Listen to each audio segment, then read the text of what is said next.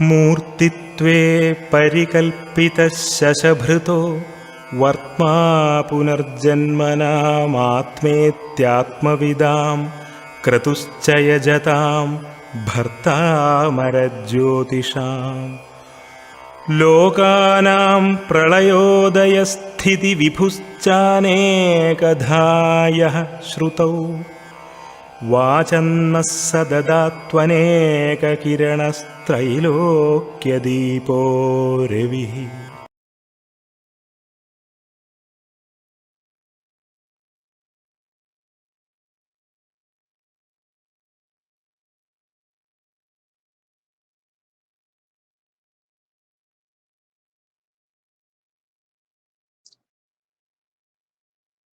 എല്ലാവർക്കും സ്വാഗതം ക്ലാസ്സിലേക്ക്. നമ്മുടെ ക്ലാസ്സിനെ കുറിച്ചുള്ള ഇൻട്രൊഡക്ഷൻ കഴിഞ്ഞു. ഇന്ന് ക്ലാസ്സിലേക്ക് കടക്കുന്നു. അപ്പോൾ ജാതക വിശകലനവും വിവാഹ പൊരുത്തവും അതാണ് ഉദ്ദേശിക്കുന്നത്. ആദ്യം വിവാഹ പൊരുത്തം പഠിക്കണമെങ്കിൽ വിവാഹ പൊരുത്തം എന്ന് ഉദ്ദേശിക്കുന്നത് വെറും 10ന് 10 പൊരുത്തം അതല്ല. അത് ഇതിനു മുൻപുള്ള ക്ലാസ്സിൽ ഇരുന്നവർക്ക് അറിയാം. വിശദമായ പഠനമാണ് നല്ല രീതിയിൽ. അപ്പോൾ ആദ്യം നമുക്ക് ജാതക വിശകലനത്തിലെ ലഗ്നഭാവം നോക്കണം. 1-ാം ഭാവം. 12 ഭാവവും പഠിക്കണം. ഒരു കാര്യമുള്ളത്, ലഗ്നഭാവത്തിനെ കുറിച്ച് പഠിക്കുമ്പോൾ മറ്റു ഭാവങ്ങളും കൂടി അതിൻ്റെ ഇടയിൽ വരും. അതൊന്നും ചെയ്യാൻ പറ്റില്ല. ലഗ്നം മാത്രം പറഞ്ഞു പോകുമ്പോൾ ചില കാര്യങ്ങൾ കൂടെ, ഇപ്പോൾ ലഗ്നത്തിനെ കുറിച്ച് പറയുമ്പോഴും മനസ്സിനെ കുറിച്ച് കൂടെ കാര്യം വരും. അപ്പോൾ 5-ാം ഭാവം വരും. ഇങ്ങനെയൊക്കെ വരും. അതും കൂടി ഇതിൻ്റെ ഇടയിൽ വരും. അതാണ് പറയുന്നത്. ആദ്യം ലഗ്നഭാവം. ലഗ്നം കൊണ്ട് എന്തൊക്കെ ചിന്തിക്കാം? ലഗ്നം കൊണ്ട് പ്രധാനമായിട്ട് ശരീരത്തിന്റെ രൂപം, ഒരു വ്യക്തിയുടെ ശരീരം കാണാൻ എങ്ങനെ ഇരിക്കും, അതാണ് ഏറ്റവും പ്രധാനപ്പെട്ട വിഷയം. അദ്ദേഹം കാണാൻ എങ്ങനെ ഇരിക്കും. അത് കഴിഞ്ഞിട്ട് ആയുസ്, ഏറ്റവും പ്രധാനപ്പെട്ട ഭാവം ലഗ്നമാണ്. ആയുസ്, ശരീരസുഖം, ശരീരത്തിന്റെ ആരോഗ്യ സുഖം എന്ന് വെച്ചാൽ ആരോഗ്യസ്ഥിതി എങ്ങനെ ഇരിക്കും എന്നുള്ളതാണ്. സ്വഭാവം, പിന്നെ ആരോഗ്യം, ശുഭ അശുഭ വിശേഷങ്ങൾ. പിന്നെ ലഗ്നം കൊണ്ട് തലയെ ചിന്തിക്കാം. ശരീരത്തിന്റെ തലയെ ചിന്തിക്കുന്ന ലഗ്നം കൊണ്ടാണ്. ഇത്രയാണ് ഏറ്റവും പ്രധാന വിഷയം. അപ്പോൾ പിന്നെ ഇവരെ യാത്രകൾ, ആരോഗ്യം, ഇങ്ങനെയൊക്കെ പറയാറുണ്ട്. ആയുസ് ഒരു പ്രധാന വിഷയമാണ്. ആയുസ് ചിന്തിക്കുന്നതിൽ ഏറ്റവും പ്രധാന ലഗ്നവും 8-ഉമാണ്.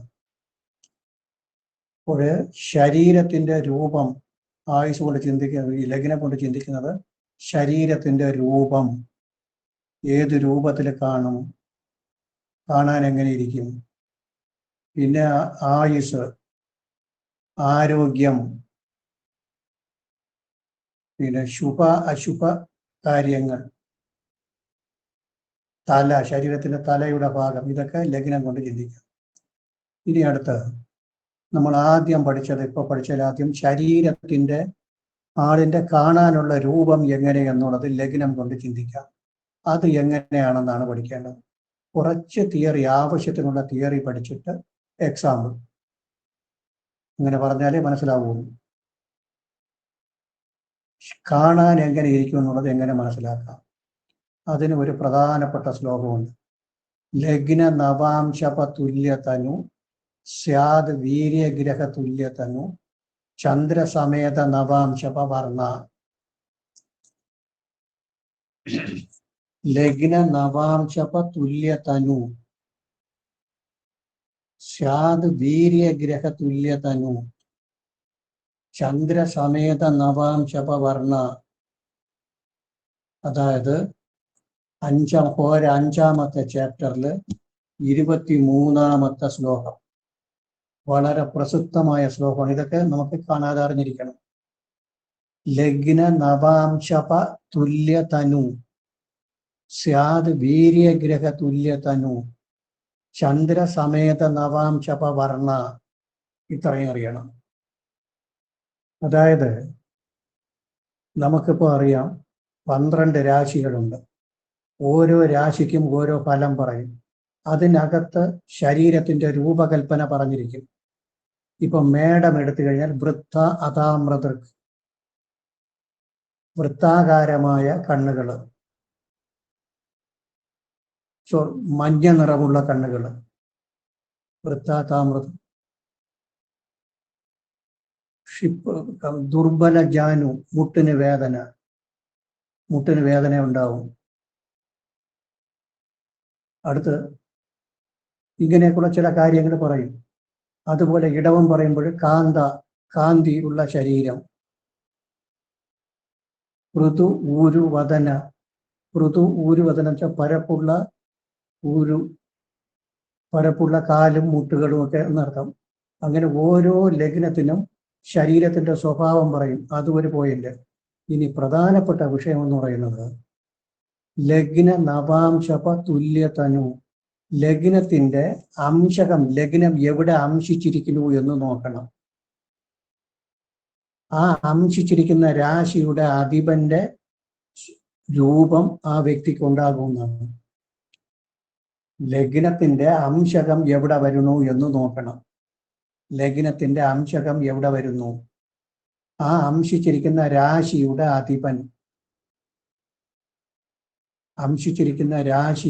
അധിപൻ, ആ അധിപൻ സൂര്യനാകാം, ചന്ദ്രനാകാം, ചൊവ്വയാകാം, ബുധൻ, വ്യാഴം, ശുക്രൻ, ശനി. ഇതിൽ ഏതാണ് അതിന്റെ രൂപം അയാൾക്കുണ്ടാകും. അതും അല്ലെങ്കിൽ അതിന് ബലമില്ലെങ്കിൽ, ആ അംശകാധിപന് ബലമില്ലെങ്കിൽ, ജാതകത്തില് ബലമുള്ള ഗ്രഹം, വീര്യഗ്രഹ തുല്യതനു, ഏറ്റവും ബലം കൂടിയ ഗ്രഹത്തിന്റെ സ്വഭാവം അനുസരിച്ചിരിക്കും എന്നാണ് പറയുന്നത്. അപ്പോഴതിനു മുൻപ് നമ്മൾ ആദ്യം പറഞ്ഞ ഒരു പോയിന്റ് എഴുതിയിട്ട് ഒരു എക്സാമ്പിൾ ഇടായിട്ട് എന്നാലേ മനസ്സിലാവുള്ളൂ. ഒന്ന് എഴുതണം, ലഗ്നം ഒന്ന് ഹെഡിങ് ഇടണം, എന്നാലേ മനസ്സിലാവുള്ളൂ. ലഗ്നം കൊണ്ട് ശരീരത്തിന്റെ രൂപം,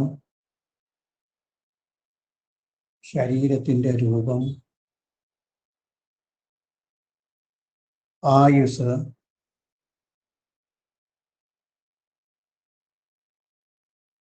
ശരീരസുഖം എന്ന് പറഞ്ഞാൽ ആരോഗ്യം എന്നർത്ഥം. ശരീരസുഖം,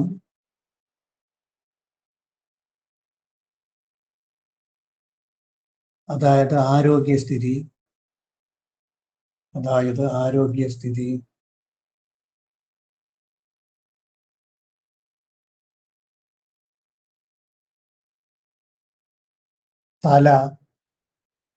തല തുടങ്ങിയ കാര്യങ്ങളെക്കുറിച്ച് ചിന്തിക്കാം.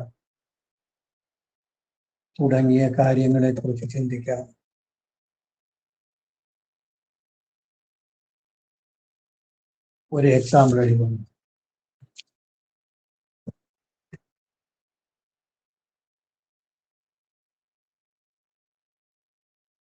പതിനൊന്ന് 12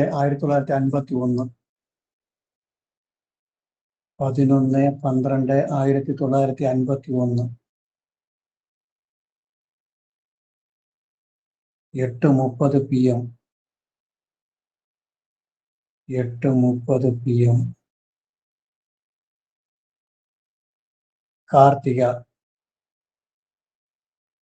കാർത്തിക. ഇനി ഗ്രഹനിലയിട്ടുള്ളു. സ്ത്രീ ജാതകമാണ്. സ്ത്രീ ഗ്രഹനിലയിട്ടുള്ളു.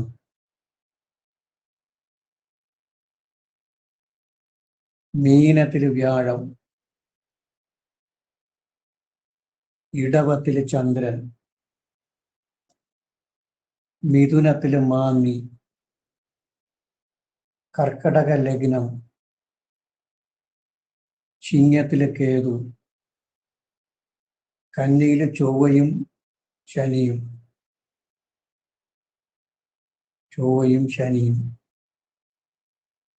തുലാത്തില് ശുക്രൻ, വൃശ്ചികത്തില് രവി, ധനുവില് ബുധൻ, കുംഭത്തില് രാഹു,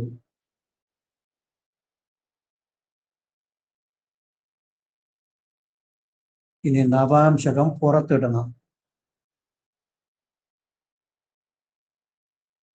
മീനത്തില് രവിയും ചന്ദ്രനും. മീനത്തില് രവിയും ചന്ദ്രനും. മിഥുനത്തില് ബുധൻ.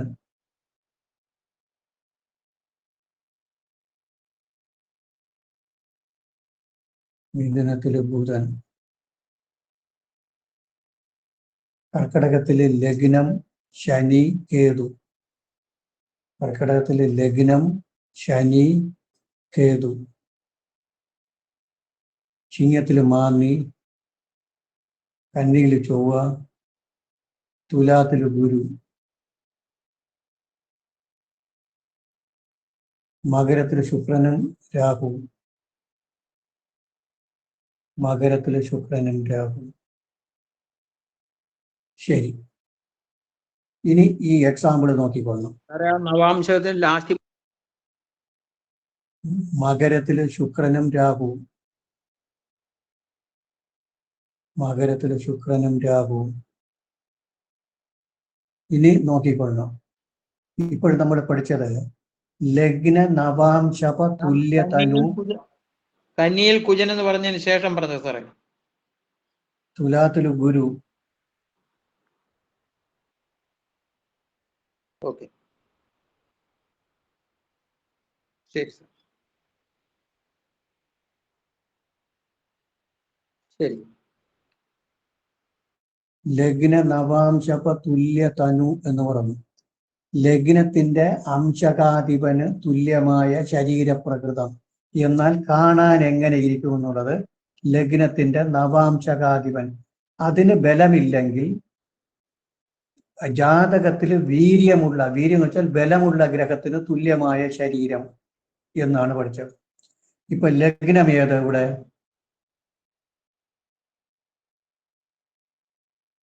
കർക്കടകം. ലഗ്നം എവിടെ? ലഗ്നത്തിന്റെ അംശകം എവിടെ വന്നെന്ന് നോക്കണം.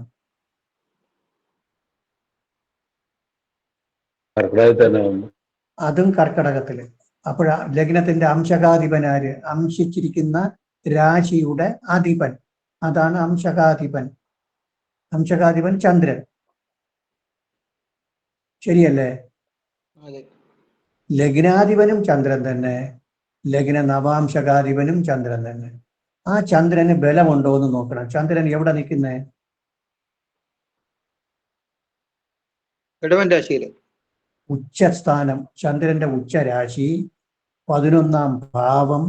സൂര്യന്റെ 7ല് ചന്ദ്രൻ വന്നാൽ വെളുത്ത വാവ് അല്ലെങ്കിൽ അതിനടുപ്പിച്ചുള്ള സമയം. പൂർണ്ണമായ പക്ഷബലം. പൂർണ്ണ പക്ഷബലം കൊണ്ട് ചന്ദ്രന് ഉച്ചസ്ഥാനത്ത് 11ാം ഭാവത്തിൽ, ഏറ്റവും നല്ല ഭാവം. അപ്പോൾ ലഗ്നാധിപനും ബലമുണ്ട്, ലഗ്ന നവാംശകാധിപനും ബലമുണ്ട്. ശരി തന്നെയേ? പറഞ്ഞത് ശരിയാണോ? ലഗ്നാധിപനും ചന്ദ്രൻ തന്നെ, ലഗ്നം നവാംശകാധിപനും ചന്ദ്രൻ തന്നെ.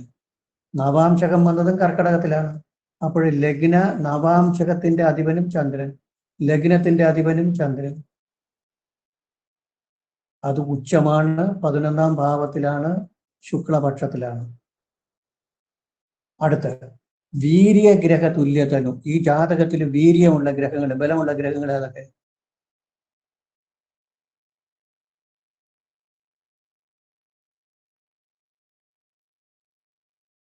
ഒന്ന് പറയണം, പറയുന്നതിൽ തെറ്റൊന്നുമില്ല. വ്യാഴമുണ്ട്, ശുക്രനുണ്ട്. വ്യാഴമുണ്ട്, ശുക്രനുണ്ട്. രണ്ടുമാണ് ഏറ്റവും പ്രധാനപ്പെട്ടത്. വ്യാഴം സ്വക്ഷേത്രത്തിൽ 9ൽ വന്നിട്ടുണ്ട്, അതും കൂടി നോക്കണം. വ്യാഴം സ്വക്ഷേത്രം മാത്രമല്ല 9ലാണ് നിൽക്കുന്നത്. ശുക്രൻ 4ല് മഹാപുരുഷ യോഗവും കൊടുത്തുകൊണ്ടാണ് നിൽക്കുന്നത്, 4ല് മൂലത്രികോണത്തിൽ. ആ ശുക്രൻ കേന്ദ്രത്തില്, ഗുരു ത്രികോണത്തിൽ. അപ്പോൾ ലഗ്നാധിപന് ബലമുണ്ട്, ലഗ്ന നവാംശകാധിപന് ബലമുണ്ട്, കേന്ദ്രത്തിൽ നിൽക്കുന്ന ശുക്രന് ബലമുണ്ട്, ത്രികോണത്തിൽ നിൽക്കുന്ന വ്യാഴത്തിന് ബലമുണ്ട്. എന്തുകൊണ്ട് നല്ല? ഇനി ലഗ്നാധിപനെ ദൃഷ്ടി ചെയ്യുന്നത് സൂര്യൻ, അതും സൂര്യനും ഒരു ബന്ധമുണ്ട്. ലഗ്നാധിപനായ ചന്ദ്രനെ സൂര്യൻ ദൃഷ്ടി ചെയ്യുന്നു. അല്ലെങ്കിലും ലഗ്നത്തിന്റെ കാരകത്വം സൂര്യനുണ്ട്. ആ സൂര്യനും 5-ലുണ്ട്. അപ്പോൾ ഇവിടെ ചന്ദ്രന്റെയും ശുക്രന്റെയും ഗുരുവിന്റെയും സ്വരൂപങ്ങൾ ഈ സ്ത്രീക്ക് ഉണ്ടാകും എന്നർത്ഥം. ലഗ്നാധിപൻ എന്നുള്ള നിലയ്ക്ക്, ലഗ്ന നവാംശകാധിപൻ എന്നുള്ള നിലയ്ക്കും ചന്ദ്രനാണത്. ചന്ദ്രൻ ബലവാനാണ്. ചന്ദ്രൻ ബലവാനാണ്. അപ്പോൾ ചന്ദ്രന്റെ സ്വരൂപം ഉണ്ടാവും. ഇനി ലഗ്ന ജാതകത്തിൽ ബലമുള്ള ഗ്രഹം ഒന്ന് ഗുരു. ഗുരുവിന് ലഗ്നത്തിന് ദൃഷ്ടിയുണ്ട്. ഇനി ഒന്ന് ശുക്രൻ കേന്ദ്രത്തിൽ നിൽപ്പുണ്ട്. ഇവരുടെയൊക്കെ സ്വഭാവങ്ങൾ ഉണ്ടാവും. പിന്നെ ലഗ്നം കർക്കടകമായതുകൊണ്ട് കർക്കടകത്തിന് പറയുന്ന ചില സ്വഭാവങ്ങളും കൂടി ഉണ്ടാവും. അപ്പോൾ ഒരു കാര്യം ചോദിക്കട്ടെ, ചന്ദ്രന്റെ സ്വരൂപം എന്താണ്? വ്യാഴത്തിന്റെ സ്വരൂപം എന്താണ്? ശുക്രന്റെ സ്വരൂപം എന്താണ് എന്നറിയണ്ടേ?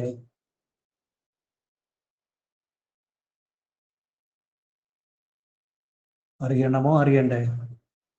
അറിയണം സാർ. അത് അറിഞ്ഞാലേ പറ്റുള്ളൂ. അങ്ങനെയൊക്കെയാണ് നമ്മൾ ഫലങ്ങൾ പറയുന്നത്. വന്നിരിക്കുമ്പോൾ ടക്കനെ ഫലം പറയുന്നത്, കാണാൻ എങ്ങനെ ഇരിക്കും എന്നൊക്കെ പറയുന്നത്. അല്ലാതെ വേറെ ഒരു ടെക്നിക്കും ഇല്ല. അത് കോരയിലെ 2ാമത്തെ ചാപ്റ്ററിൽ 8, 9, 10, 11 ശ്ലോകങ്ങൾ പഠിക്കണം. അതുകൂടി ഇന്ന് പറഞ്ഞു തരും. എന്നാൽ ഇപ്പോഴും ഞാൻ പറയുന്നത്, ചന്ദ്രന്റെ സ്വരൂപം തനു, വൃത്തതനു, ബഹുവാദ കപ, പ്രാജ്ഞ, മൃദുവ, ശുഭദൃക്. നോക്കിക്കൊള്ളു.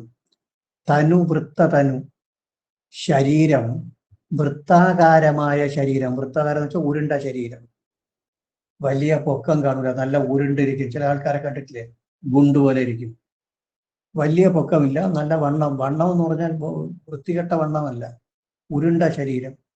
തനു, വൃത്തതനു, ബഹുവാദ കഫ. ഓരോ ഗ്രഹത്തിനും വാദ, പിത്ത, കഫത്തിന്റെ കാരകത്വമുണ്ട്. ചന്ദ്രന് വാദത്തിന്റെയും കഫത്തിന്റെയും കാരകത്വം ഉണ്ടെങ്കിലും കഫത്തിന്റെ പ്രകൃതമാണ് ചന്ദ്രന് കൂടുതൽ. ചന്ദ്രന് കൂടുതലും വരുന്നത് കഫത്തിന്റെ കാരകത്വം.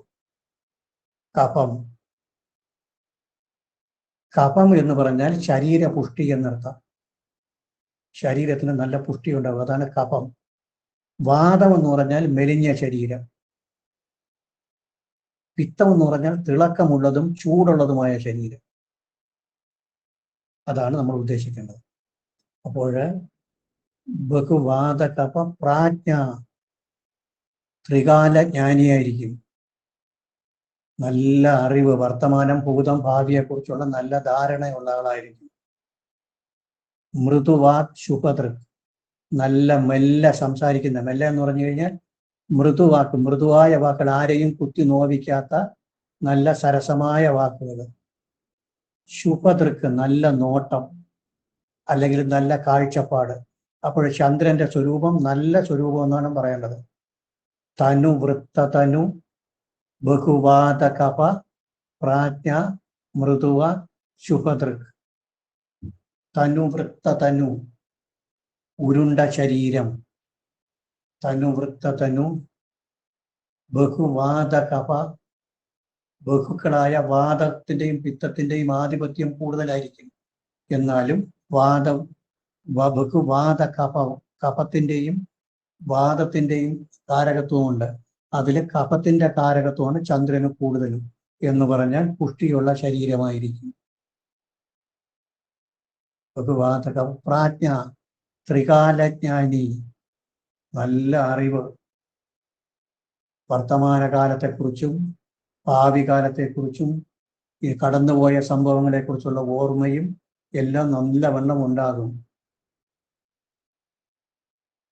ബഹുവാദ കഫ, പ്രാജ്ഞ, മൃദുവായ വാക്കുകൾ സംസാരിക്കുന്ന ആളായിരിക്കും. സംസാര ഭാഷ മൃദുവായ വാക്കുകൾ കൊണ്ടായിരിക്കും.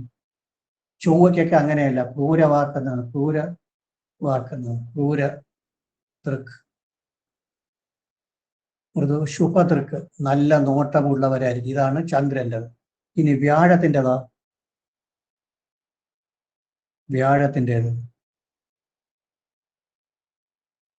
ബൃഹത്തനു, പിങ്ങളമൂർത്തജേക്ഷണ, ബൃഹസ്പതി ശ്രേഷ്ഠമതി കപാത്മക.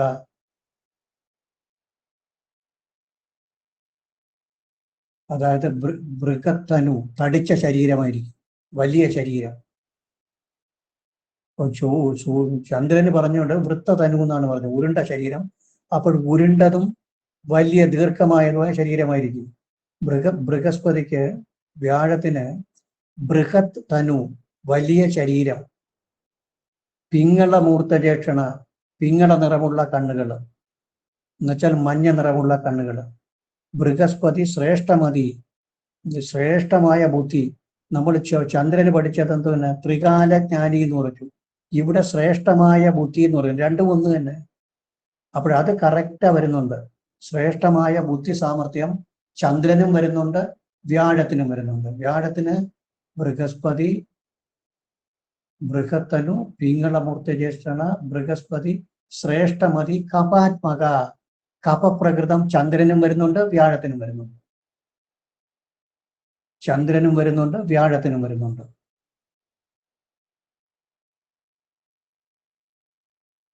കപാത്മക. ഇനി ശുക്രനോ, ശുക്രന്റെ ബന്ധം. അപ്പോൾ രണ്ടും കൂടി ചേർക്കുമ്പോൾ എങ്ങനെ വരണത്? കപപ്രകൃതം ശരീര പുഷ്ടിയുള്ള ശരീരം രണ്ടിടത്തും വരുന്നുണ്ട്. ഒരിടത്ത് പറയുന്നു ത്രികാലജ്ഞാനി എന്ന് പറയുന്നുണ്ട്, അടുത്ത് പറയുന്നു ശ്രേഷ്ഠമതി ശ്രേഷ്ഠമായ ബുദ്ധി. അപ്പോൾ ബുദ്ധി സാമർഥ്യവും ഓർമ്മശക്തിയും ത്രികാലജ്ഞാനിയും അതുമുണ്ട്, രണ്ടിടത്തും വരുന്നുണ്ട്. ചന്ദ്രന് ഉരുണ്ട ശരീരം എന്ന് പറയുന്നുണ്ട്, വ്യാഴത്തിന് ദീർഘമായ ശരീരം അല്ലെങ്കിൽ വലിയ ശരീരം അതും വരുന്നുണ്ട്. പിന്നെ മൃദുവാക്ക് ശുഭതൃക്ക്, മൃദുവായ വാക്ക്, നല്ല നോട്ടമുള്ളവരായിരിക്കും. ശുക്രൻ എങ്ങനെയാണെന്ന് അറിയാമോ? ശുക്രന്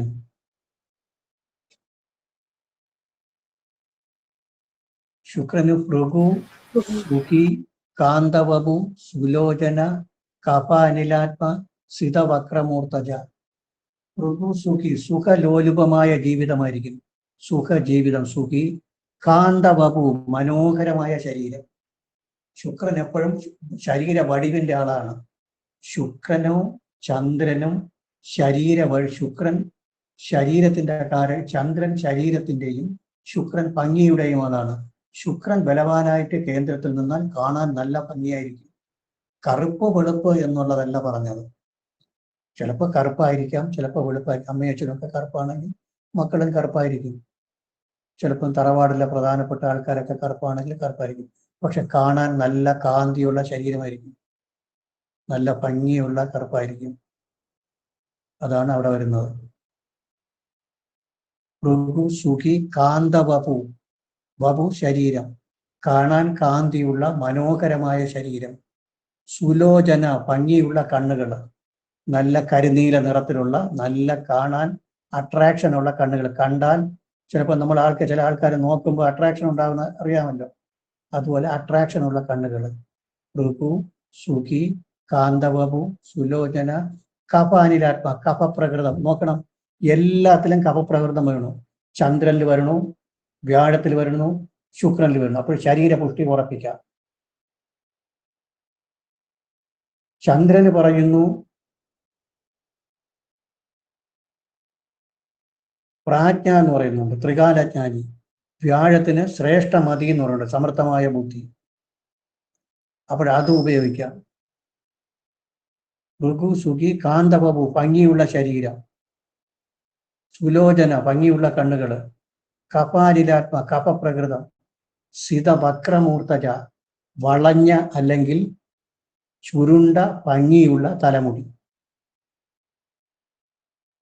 ഇതാണ് ശുക്രന്റെ പ്രകൃതം. അപ്പോൾ ഈ ശ്ലോകങ്ങളൊക്കെ വന്ന് നമുക്ക് ബൈ ഹാർട്ട് ചെയ്യണം, അല്ലെങ്കിൽ എൻ്റെ അർത്ഥം പഠിച്ചാലും മതി. അർത്ഥം പഠിക്കുന്നതിനേക്കാളും ശ്ലോകം പഠിച്ചു കഴിഞ്ഞാൽ എളുപ്പത്തിൽ തീരും, പഠിക്കാനേ ഉള്ളൂ, വലിയ കാര്യമൊന്നുമില്ല. അപ്പോൾ ഇതെല്ലാം കൂടി നോക്കുമ്പോൾ ഈ കക്ഷിയുടെ രൂപം എങ്ങനെയായിരിക്കും ഒരാൾ പറഞ്ഞു നോക്കുക.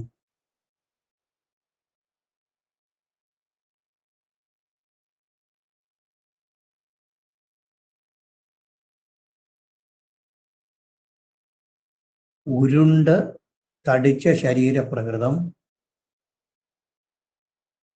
കഫപ്രകൃതം അല്ലെങ്കിൽ പുഷ്ടിയുള്ള ശരീരപ്രകൃതം, കാണാൻ മനോഹരമായത്, മൃദുവായി സംസാരിക്കുന്നവര്, നല്ല നോട്ടമുള്ളവര്, ത്രികാലജ്ഞാനി, ഇത്രയേ ഉള്ളൂ. ഇങ്ങനെ എടുക്കണം. ഇതാണ് ശരീരപ്രകൃതം.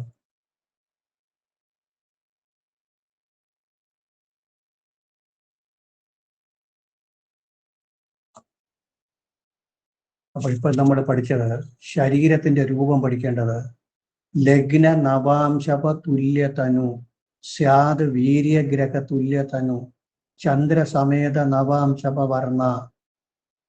ലഗ്നത്തിന്റെ അംശകം ഏത് രാശി എന്ന് നോക്കണം. ആ അംശിച്ചിരിക്കുന്ന രാശിയുടെ അധിപന് പറഞ്ഞിട്ടുള്ള രൂപം ഉണ്ടാകും. ലഗ്നാധിപന് പറഞ്ഞിട്ടുള്ള രൂപവും ഉണ്ടാകും. ജാതകത്തിൽ ബലമുള്ള ഗ്രഹത്തിന്റെ രൂപവും ഉണ്ടാകും. ഇതിൽ ബലമുള്ള ഗ്രഹത്തെ നോക്കി ഫലം പറയണം. ഉദാഹരണ ജാതകത്തിൽ ലഗ്നം കർക്കടകം, ലഗ്ന നവാംശകവും കർക്കടകം, അംശകാധിപൻ ചന്ദ്രൻ, ചന്ദ്രൻ ഉച്ചമാണ്, 11 സ്ഥിതി, പക്ഷബലം, നല്ല പക്ഷബലമുണ്ട്. അതുകൊണ്ട് ലഗ്നാധിപനും ലഗ്ന നവാംശകാധിപനുമായ ചന്ദ്രന് ബലമുണ്ട്. ജാതകത്തിൽ ബലമുള്ള ഗ്രഹങ്ങൾ ഗുരുവും ശുക്രനും. ഗുരു ലഗ്നത്തിൽ ദൃഷ്ടികൊണ്ട്, ശുക്രൻ കേന്ദ്രത്തിൽ. ഇവരുടെയൊക്കെ രൂപങ്ങൾ ഈ ജാതകയ്ക്ക് ഉണ്ടാകും.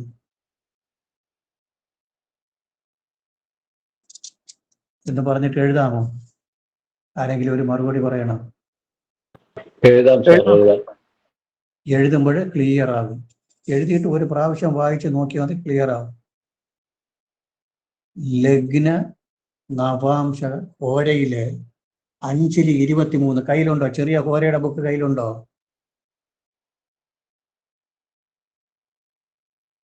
ഉണ്ട് സർ. ഉണ്ട്, നോക്കി എഴുതണം. 5-23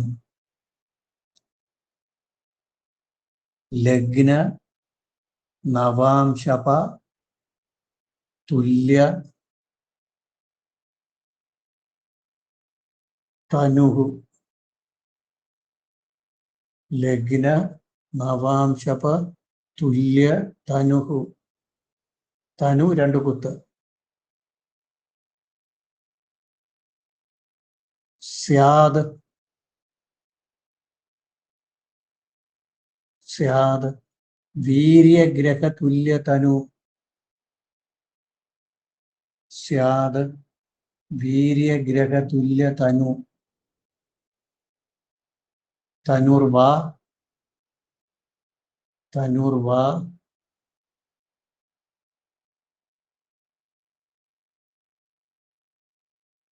അടുത്ത ലൈനില് ചന്ദ്രസമേത നവാംശപ വർണ്ണ.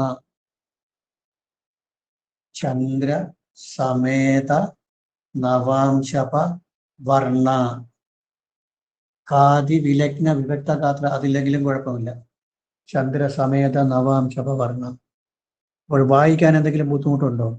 ലഗ്ന നവാംശപ തുല്യ തനു സ്യാദ് വീര്യഗ്രഹ തുല്യ തനുർവ ചന്ദ്രസമേത നവാംശപ വർണ്ണ. ഇത് 2 പ്രാവശ്യം വായിച്ചാൽ ബൈഹാർട്ടാവും. എഴുതിക്കണം, താഴെ എഴുതിക്കൊള്ളു. ലഗ്നത്തിന്റെ നവാംശകം ഏത് രാശിയിലാണെന്ന് നോക്കണം. ലഗ്നത്തിന്റെ നവാംശകം ഏത് രാശിയിലാണെന്ന് നോക്കണം.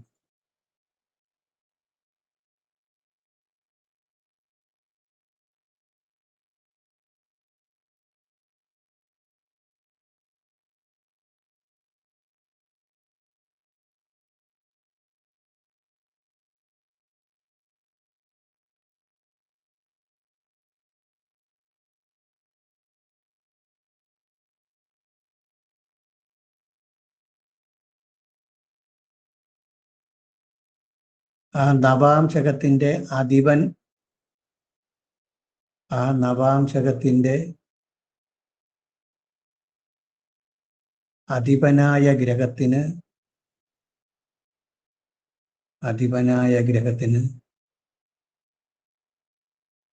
11 പറഞ്ഞിട്ടുള്ള ശരീരപ്രകൃതം ഉണ്ടാകും. ആ നവാംശകത്തിന്റെ അധിപനായ ഗ്രഹത്തിന്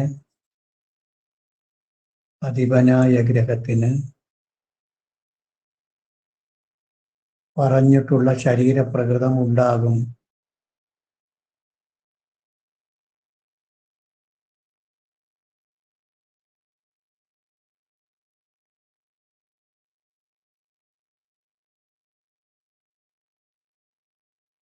അല്ലെങ്കിൽ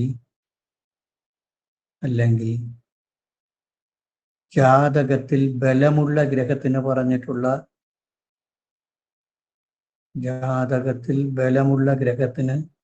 പറഞ്ഞിട്ടുള്ള രൂപവും ഉണ്ടാകാം.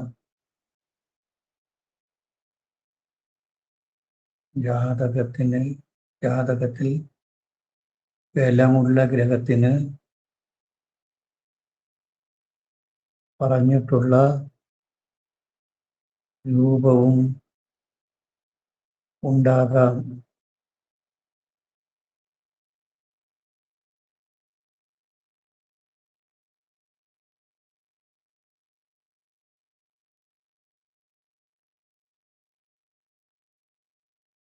അടുത്ത ലൈനിൽ ഉദാഹരണ ജാതകത്തിൽ ലഗ്നം കർക്കടകം,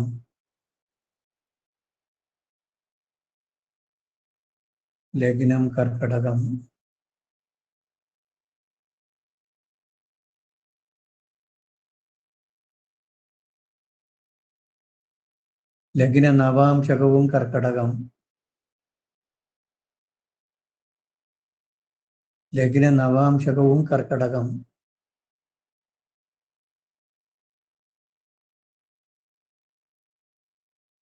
ലഗ്ന നവാംശകാധിപൻ ചന്ദ്രൻ,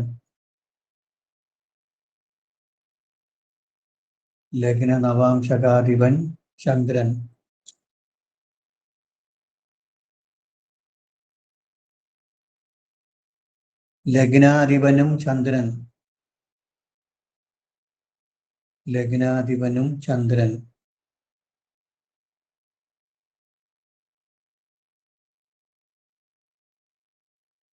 ഈ ചന്ദ്രൻ ഉച്ചസ്ഥാനത്താണ്, 11-ലാണ്.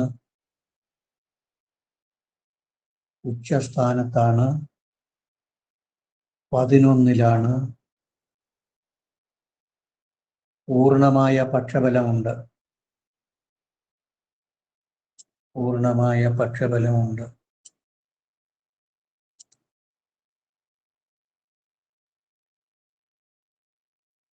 അപ്പോൾ ചന്ദ്രന്റെ രൂപം ഉണ്ടാകാം.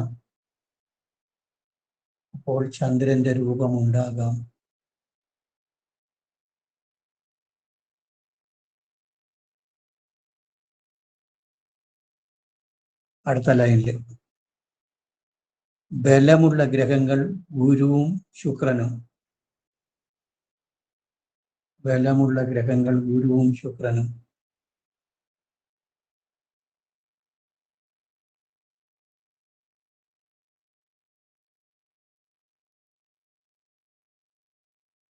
ഗുരു സ്വക്ഷേത്രമായ 9-ാം ഭാവത്തിൽ, ഗുരു സ്വക്ഷേത്രത്തിലും 9-ാം ഭാവത്തിലും.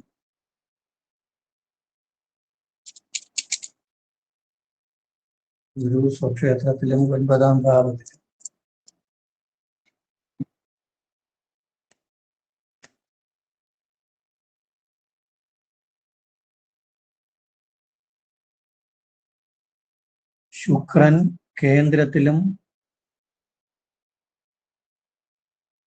മൂലത്രികോണത്തിലും.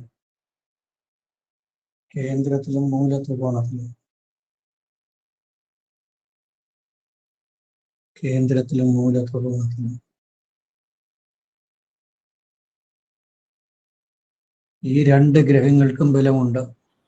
വ്യാഴമല്ലേ സാറേ മൂലത്രികോണത്തിലും? ശുക്രൻ മൂലത്രികോണം, വ്യാഴം സ്വക്ഷേത്രത്തിലും ത്രികോണത്തിലും, ശുക്രൻ കേന്ദ്രത്തിലും മൂലത്രികോണത്തിലും. ശുക്രൻ സ്വക്ഷേത്രത്തിലും 9-ലും. ശുക്രനല്ല, ഗുരു സ്വക്ഷേത്രത്തിലും 9-ലും, ശുക്രൻ മൂലക്ഷേത്രത്തിലും കേന്ദ്രത്തിലും. നോക്കി എഴുതിക്കൊണ്ടാകും. ആ. ഈ രണ്ടു പേർക്കും ബലമുണ്ട്.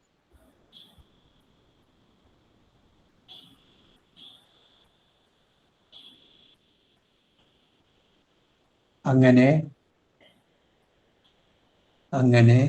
ചന്ദ്രൻ, ഗുരു, ശുക്രൻ എന്നിവരുടെ രൂപം സമന്വയിപ്പിച്ച രൂപം ഉണ്ടാകാൻ ഇടവരും.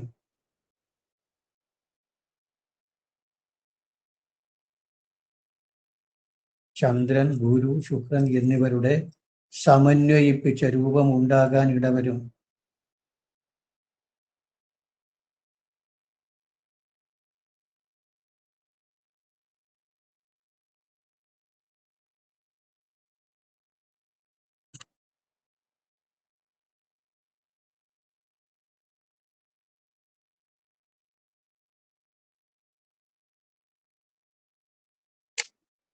ആദ്യം ചന്ദ്രന്റെ രൂപം.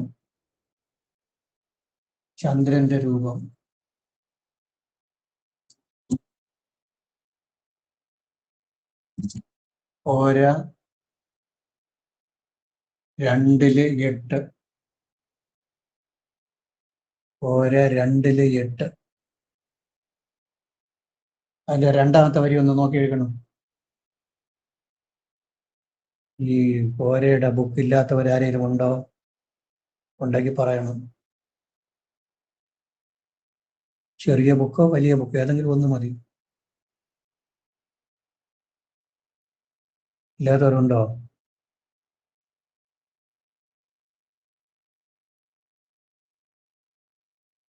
തനു, വൃത്തതനു, വൃത്തതനുർ,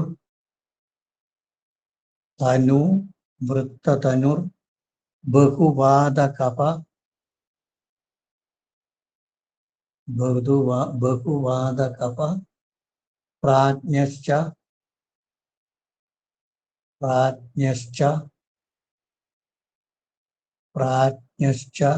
ശശി, മൃദുവാക്, ശുഭദൃക്.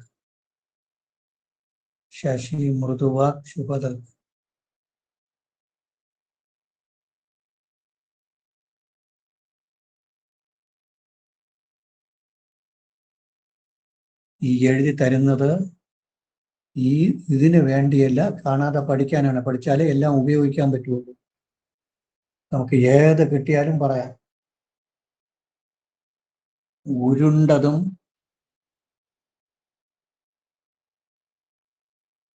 കഫപ്രകൃതമുള്ളതുമായ ശരീരമായിരിക്കും. ഉരുണ്ടതും കഫപ്രകൃതവുമായുള്ള ശരീരം.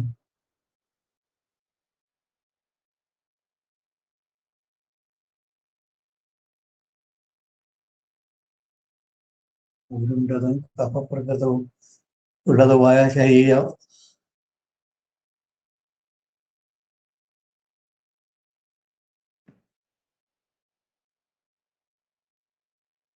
കഫപ്രകൃതം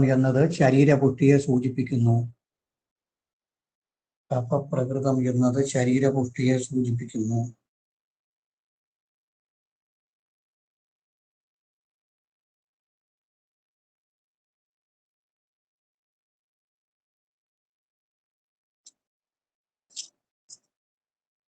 ത്രികാലജ്ഞാനിയാണ്.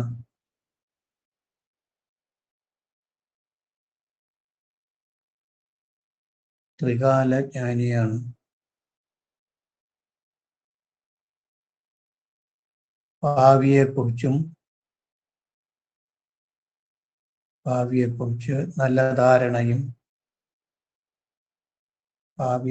നല്ല ധാരണയും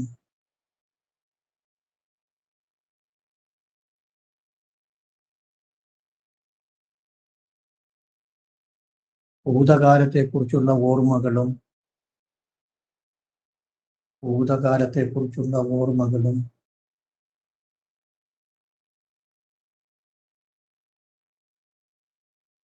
വർത്തമാനകാലത്തെക്കുറിച്ചും നല്ലവണ്ണം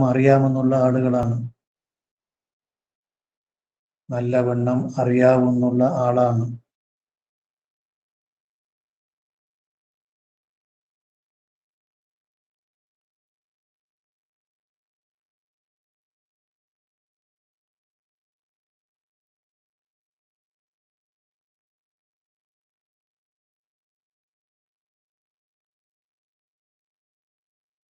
മൃദുവായ സംസാരവും നല്ല നോട്ടവും ഉള്ള ആളുകളാണ്. മൃദുവായ സംസാരവും നല്ല നോട്ടവും ഉള്ള ആളുകളാണ്.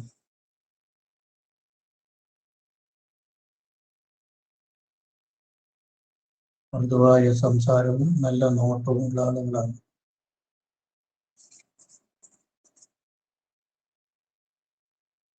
അടുത്ത് വ്യാഴത്തിന്റെ രൂപം.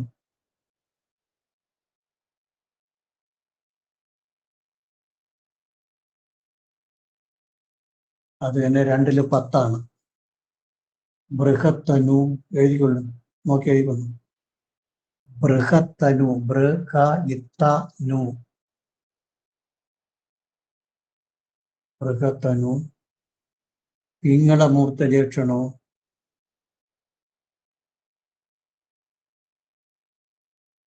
പിങ്ങള മൂർത്തജേക്ഷണോ,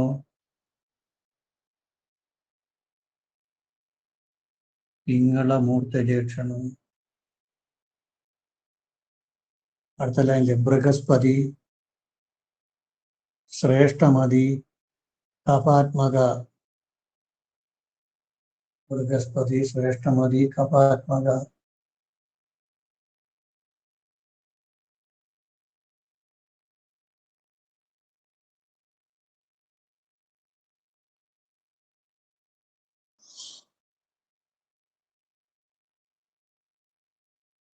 തടിച്ച ശരീരവും പിങ്ങള നിറമുള്ള കണ്ണുകളും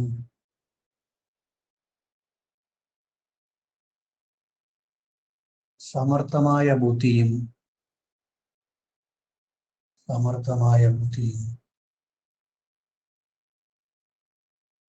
കഫപ്രകൃതം അല്ലെങ്കിൽ തടിച്ച ശരീരവുമായിരിക്കും.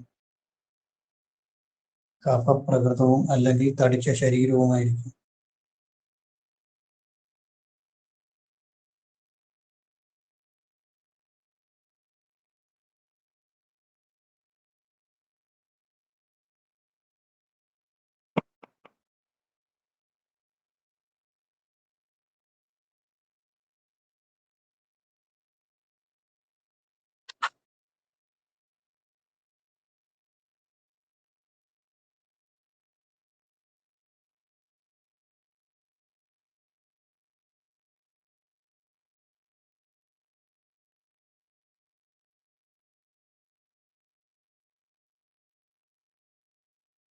അടുത്ത ശുക്രൻ. ശുക്രന്റെ രൂപം.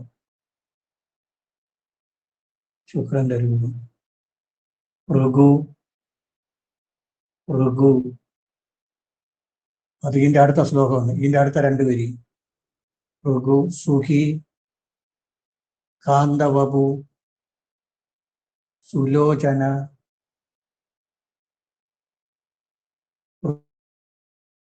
സുഖി, കാന്തവപു, സുലോചന. അടുത്ത ലൈനില് കപാനിലാത്മ,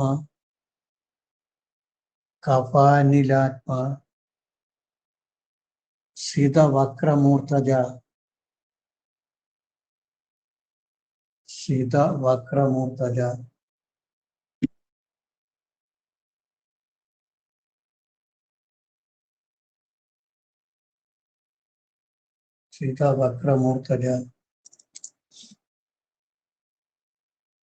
സുഖജീവിതവും മനോഹരമായ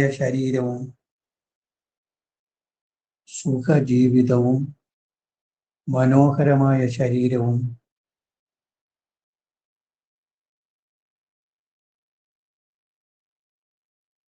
ഭംഗിയുള്ളതും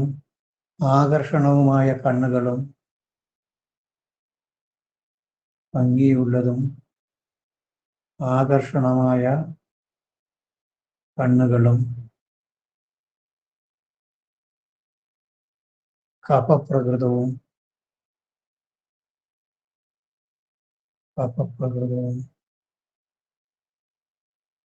ചുരുണ്ട് ഭംഗിയുള്ള തലമുടിയുമാണ്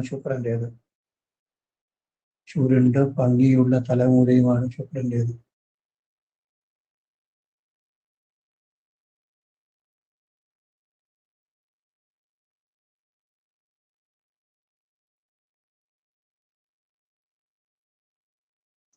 അപ്പോൾ ഇതെല്ലാം കൂടി നോക്കിയാൽ ഒരുമിച്ച് എഴുതുമ്പോൾ എങ്ങനെ എഴുതാം? നമ്മൾ കക്ഷിയെടുത്ത് പറയുമ്പോൾ ഒരു ജാതകം കൊണ്ടുവന്നു, ഇങ്ങനെ നോക്കാൻ വേണ്ടി കൊണ്ടുവന്നു, അല്ലെങ്കിൽ പൊരുത്തം നോക്കാൻ വേണ്ടി തന്നെ വരട്ടെ, അവരൊക്കെ അറിഞ്ഞുകൂടാ. അപ്പോൾ നമുക്ക് ചോദിക്കാൻ വേണമെങ്കിൽ ഒരു ജാതകം ഇങ്ങനെ കൊണ്ട് നോക്കാൻ വേണ്ടി കഴിഞ്ഞാൽ ഇങ്ങനെ അല്ലേ ആളെന്ന് ചോദിച്ചു കഴിഞ്ഞാൽ കറക്റ്റ് ആയിരിക്കും. അല്ലെങ്കിൽ ഒരു ജാതകം എഴുതാൻ വേണ്ടി വന്നു ഒരു കൊച്ചുകുട്ടി, അതെങ്ങനെ ഇരിക്കും എന്നുള്ള ഭംഗിയായിട്ട് ഐഡന്റിഫൈ ചെയ്ത് പറയാം. ഇതെല്ലാം കൂടി ഒരുമിച്ചെടുത്താൽ എങ്ങനെ വരും? അതായത്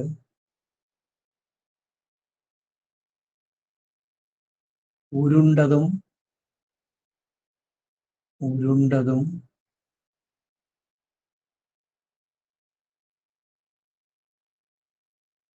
ദീർഘവുമായ ശരീരം,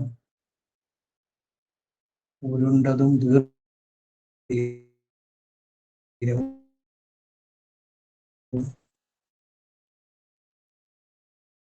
കഫപ്രകൃതവും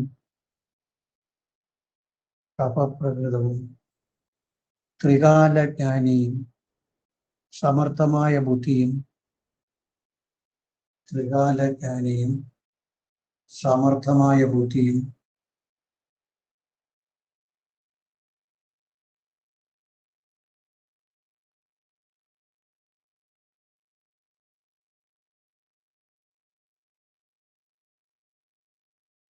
ആകർഷണമായ കണ്ണുകളും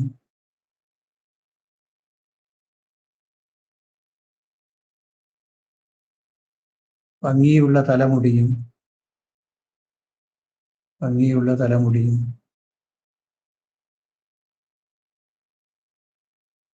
നല്ല സംസാര ഭാഷയും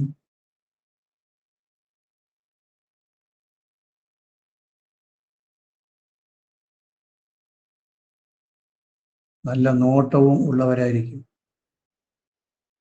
നല്ല നോട്ടവും ഉള്ള ജാതകമാണ്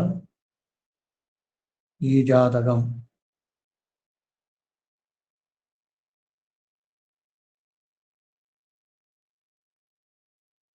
നല്ല നോട്ടമുള്ള ജാതകമാണ്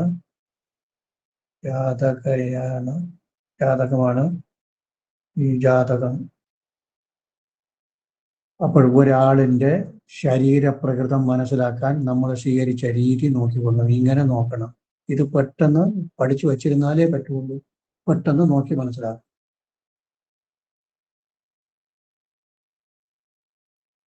സംശയമുണ്ടോ? ഇല്ല സാറേ. ഇനി വേറെ ഒരു കാര്യം കൂടി, ലഗ്നത്തിലോ ലഗ്നാധിപനോ വേറെ പാപബന്ധം എന്തെങ്കിലും ഉണ്ടോ? സൂര്യന്റെ ദൃഷ്ടിയുണ്ട്, അത് കുഴപ്പമില്ല. വേറെ ലഗ്നത്തില് ശനിയുടെ ദൃഷ്ടിയില്ല, ചൊവ്വയുടെ ദൃഷ്ടിയില്ല, രാഹുകേതുക്കളുടെ ദൃഷ്ടിയില്ല, ഒന്നുമില്ല. ലഗ്നാധിപനും ശനിയുടെ ദൃഷ്ടിയില്ല, രാഹുകേതുക്കളുടെ ദൃഷ്ടിയില്ല, ചൊവ്വയുടെ ദൃഷ്ടിയില്ല, ഒന്നുമില്ല. അപ്പോൾ പെർഫെക്റ്റ് ആയിരിക്കും എന്നർത്ഥം. ഇനി ഇത് തീർന്നു. നമ്മൾ ശരീരപ്രകൃതം മാത്രമാണ് ഇവിടെ നോക്കിയത്. ഇനി കുറച്ച് നോട്ട് അടുത്തിന് എങ്ങനെയൊക്കെ ഇരിക്കുമെന്ന് നോക്കാം.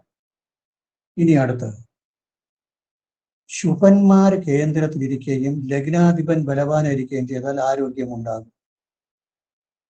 ഏതൊരു ജാതകത്തിലും ശുഭന്മാര് കേന്ദ്ര ത്രികോണങ്ങളിൽ നിൽക്കണം.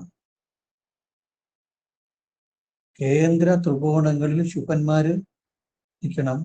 ലഗ്നാധിപൻ ബലവാനായിരിക്കണം. ലഗ്നാധിപന് ബലം വേണം. ശുഭന്മാര് കേന്ദ്ര ത്രികോണങ്ങളിൽ നിന്നാൽ ആരോഗ്യമുണ്ടാകും. ഇവിടെ അങ്ങനെ ഉണ്ടോ എന്ന് നോക്കണം.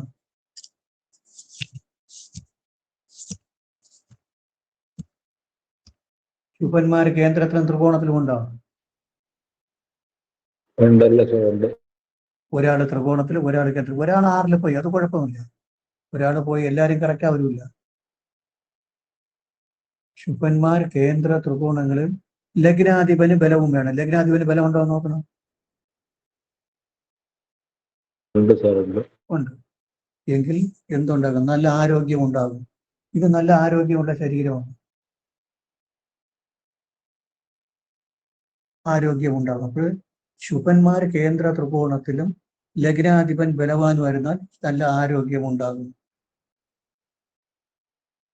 അത് കഴിഞ്ഞ് ഈ ലഗ്ന കേന്ദ്രത്തിൽ വ്യാഴമുണ്ടെങ്കിൽ, ലഗ്നത്തിൽ വ്യാഴം നിന്നാൽ ഏത് ഭാവപതിയായാലും കുഴപ്പമില്ല. ലഗ്നത്തിൽ വ്യാഴം നിൽക്കുമെന്നുണ്ടെങ്കിൽ നല്ല സന്തോഷവും സുഖമായ ജീവിതവും ഉണ്ടാവും. പക്ഷെ നീചത്തിലാവരുത്. ബലവാനായ വ്യാഴം ഏത് ഭാവപതിയായിരുന്നാലും ലഗ്നത്തിൽ നിൽക്കുന്നത് ശരീരസുഖവും സന്തോഷവും കിട്ടുന്നതാണ്. ശരീരസുഖവും സന്തോഷവും കിട്ടും.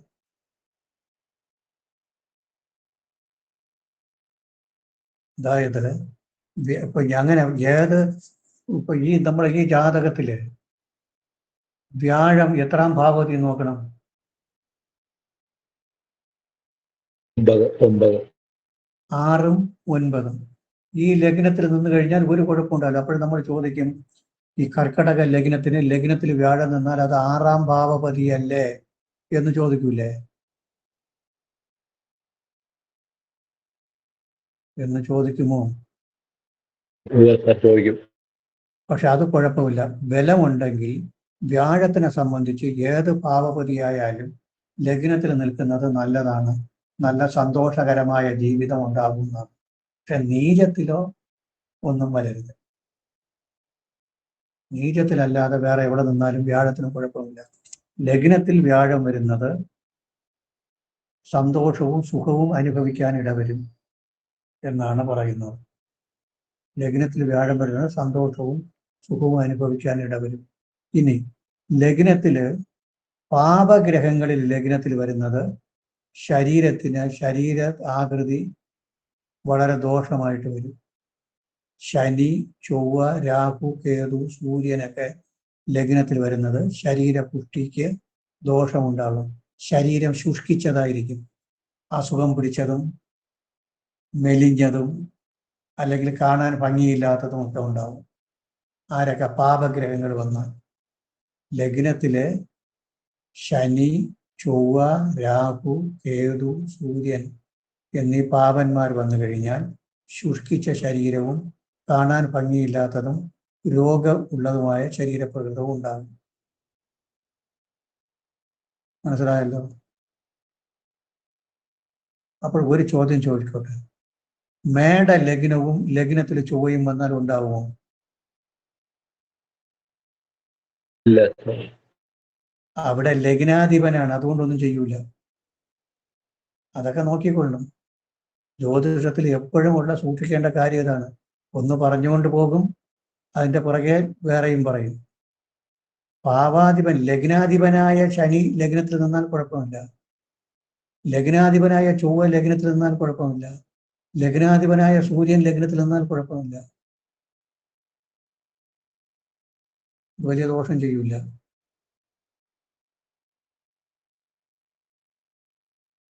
അപ്പോൾ ഇനി ജലഗ്രഹങ്ങളായ ശുക്രനും ചന്ദ്രനും ലഗ്നത്തിൽ നിൽക്കുന്നത് ശരീരപുഷ്ടി ഉണ്ടാക്കും. ജലഗ്രഹങ്ങൾ ഏതൊക്കെയാണ് അറിയാമോ? ജലഗ്രഹങ്ങൾ ശുക്രനും ചന്ദ്രനും, അത് രണ്ടും ലഗ്നത്തിൽ നിന്ന് കഴിഞ്ഞാൽ ശരീരപുഷ്ടി ഉണ്ടാവും. ശുക്രനും ചന്ദ്രനും കേന്ദ്രത്തിൽ നിന്നാലും ശരീരപുഷ്ടിയും ഭംഗിയും ഉണ്ടാവും. ശരീരപുഷ്ടി മാത്രമല്ല, കാണാൻ ഭംഗിയും ഉണ്ടാവും. നമ്മൾ ശുക്രൻ ബലവാനായിട്ട് കേന്ദ്രത്തിൽ നിൽക്കുന്ന ജാതകങ്ങളൊക്കെ എടുത്ത് നോക്കിക്കഴിഞ്ഞാൽ നല്ല ഭംഗിയും ഉണ്ടാവും, കാണാൻ ഭംഗിയായിരിക്കും.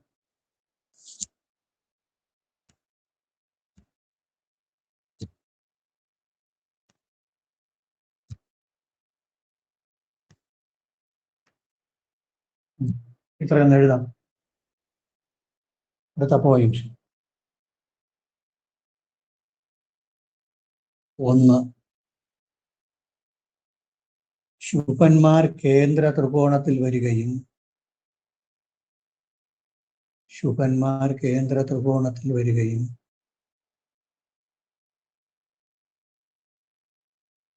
ലഗ്നാധിപൻ ബലവാനുമായിരുന്നാൽ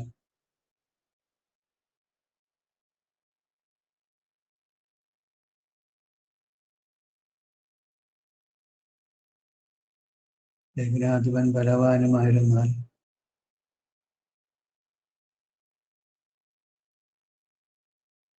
ആരോഗ്യമുണ്ടാകും. ആരോഗ്യമുണ്ടാകും.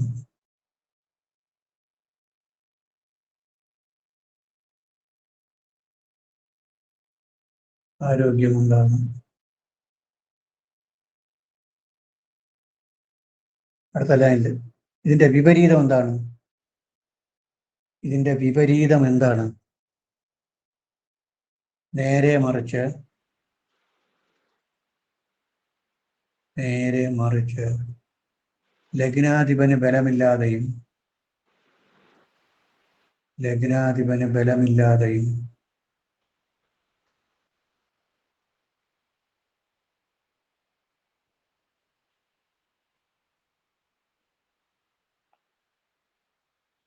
ശുഭന്മാർ 6, 8, 12 പോയി മറഞ്ഞാൽ 6, 8, 12 പോയാൽ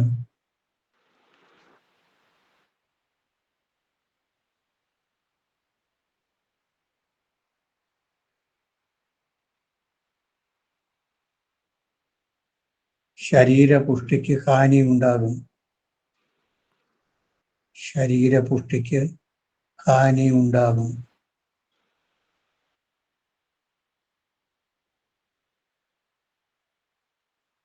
ശരീരപുഷ്ടിക്ക് ഹാനി ഉണ്ടാകും.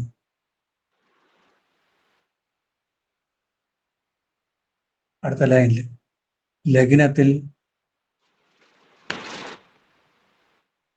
ലഗ്നത്തിൽ സൂര്യൻ, ചൊവ്വ, ശനി, രാഹു, കേതുക്കൾ നിന്നാൽ സൂര്യൻ, ചൊവ്വ, ശനി, രാഹു, കേതുക്കൾ നിന്നാൽ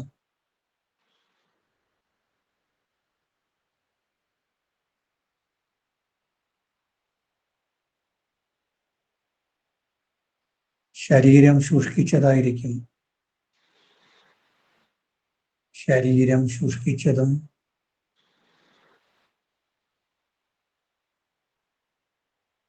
രോഗലക്ഷണങ്ങൾ ഉള്ളതുമായിരിക്കും. ശരീരം ശുഷ്കിച്ചതും രോഗലക്ഷണങ്ങൾ ഉള്ളതുമായിരിക്കും.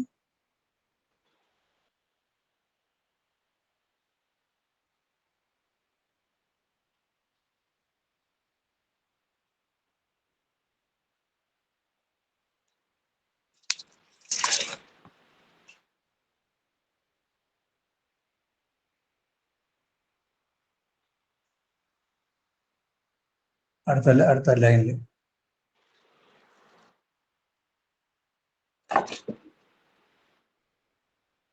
ശുക്രനോ ചന്ദ്രനോ ലഗ്നത്തിൽ നിന്നാൽ ശരീരപുഷ്ടിയും കാണാൻ ഭംഗിയും ഉണ്ടാകും. ശുക്രനോ ചന്ദ്രനോ ലഗ്നത്തിൽ നിന്നാൽ ശരീരപുഷ്ടിയും കാണാൻ ഭംഗിയും ഉണ്ടാകും.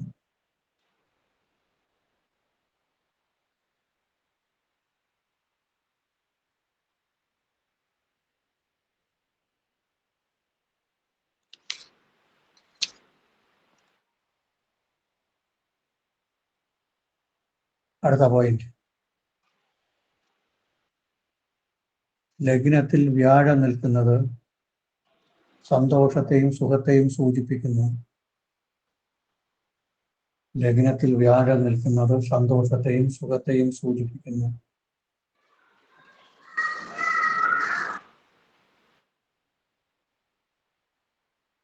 ഈ വ്യാഴം ഏത് ഭാവാധിപനായാലും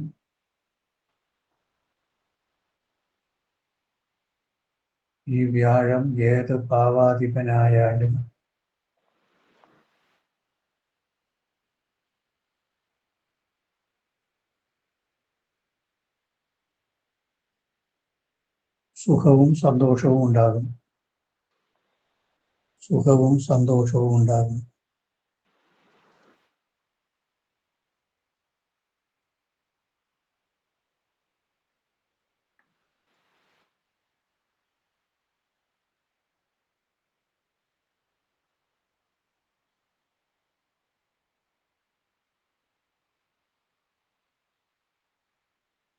ഉദാഹരണ ജാതകത്തിൽ നമ്മൾ ഉദാഹരണ ജാതകത്തിൽ നോക്കണം.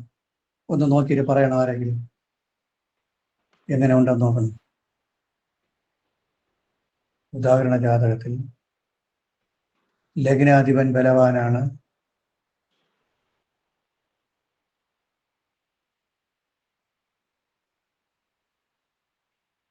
ലഗ്നാധിപൻ ബലവാനാണ്.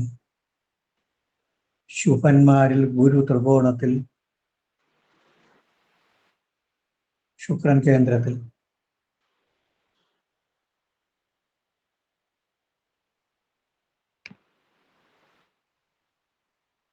ശുക്രൻ കേന്ദ്രത്തിൽ.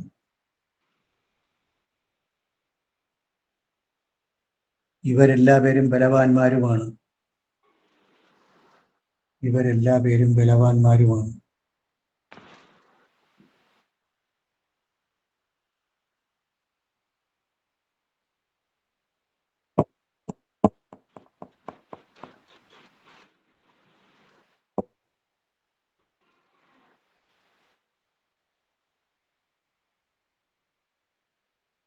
ഇവരെല്ലാവരും ബലവാന്മാരുമാണ്.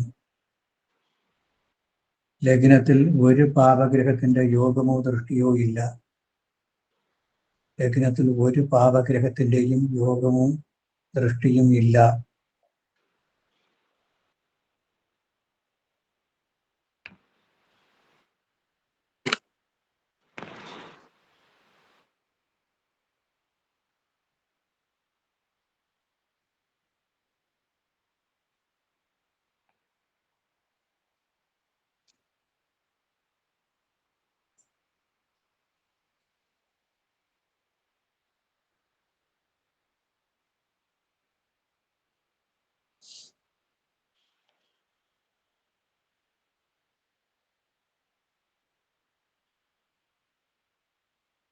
മനസ്സിലായല്ലോ? സാറേ സംശയമുണ്ടോ? ഒരു സംശയം ചോദിക്കട്ടെ സാറേ?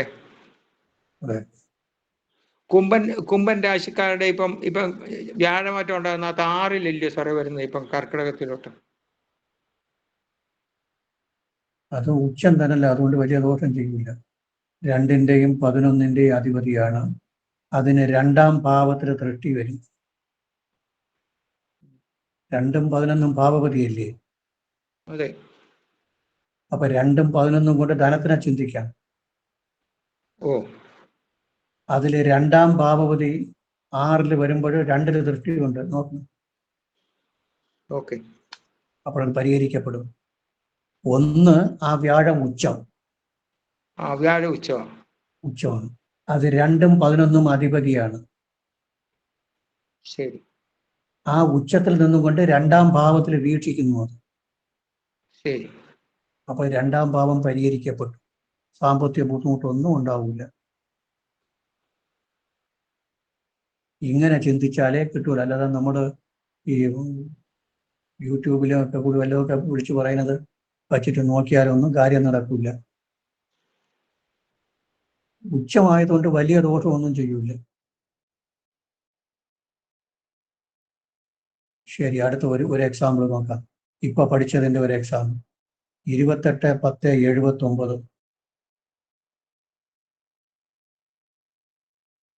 28/10/79 7 AM. 7 AM.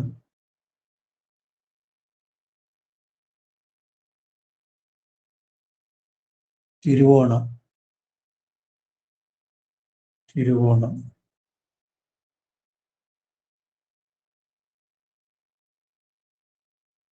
ഗ്രഹനിലയിട്ടുണ്ട്.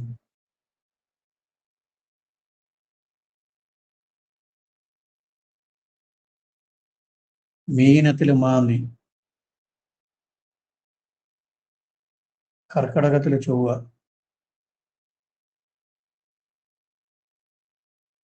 ചിങ്ങത്തില് ഗുരു ശനി രാഹു. ചിങ്ങത്തില് ഗുരു ശനി രാഹു. കർക്കടകത്തില് രവി ശുക്രൻ ലഗ്നം. രവി ശുക്രൻ ലഗ്നം.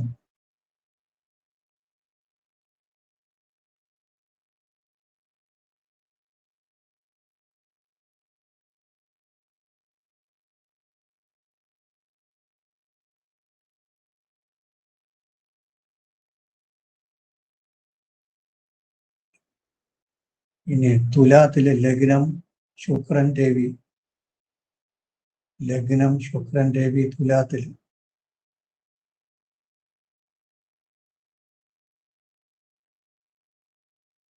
വൃശ്ചികത്തിലെ ബുധൻ. മകരത്തിലെ ചന്ദ്രൻ. കുംഭത്തിലെ കേതു. മീനത്തിലെ മാങ്ങി. ഇത് പറഞ്ഞു. ഇനി നവാംശകം പുറത്തിറങ്ങി. മേടത്തിലെ ലഗ്നം. ഇടവത്തിലെ ചന്ദ്രൻ. മിഥുനത്തിലെ ശുക്രൻ. ധനുവിലെ ശനി. ശനിയും സൂര്യനും ധനുവിലും. മകരത്തിലെ ചൊവ്വയും കേതുവും. മകരത്തിലെ ചൊവ്വയും കേതുവും.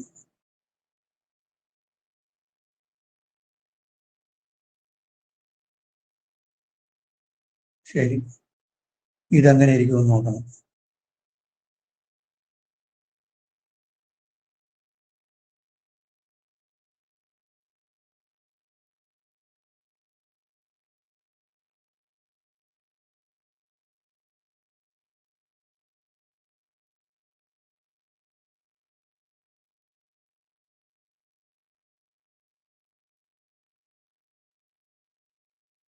സാറേ ഗ്രഹനില ഒന്നുകൂടി പറയാമോ?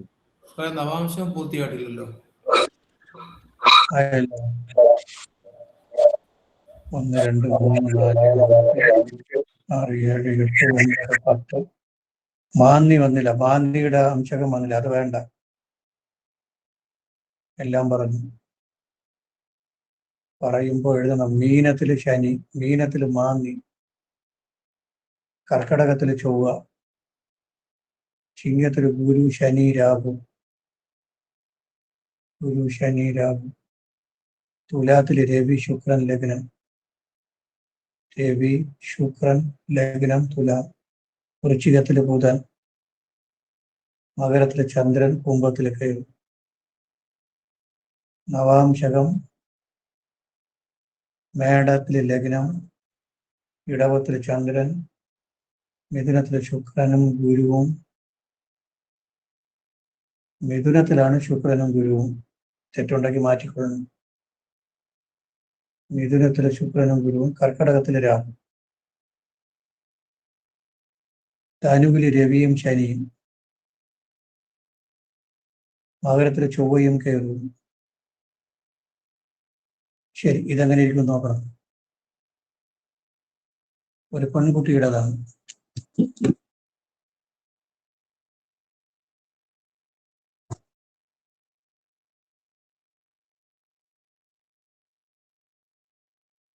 ലഗ്ന നവാംശപ തുല്യതനു. ലഗ്നത്തിന്റെ നവാംശകം എവിടെ വന്നത്?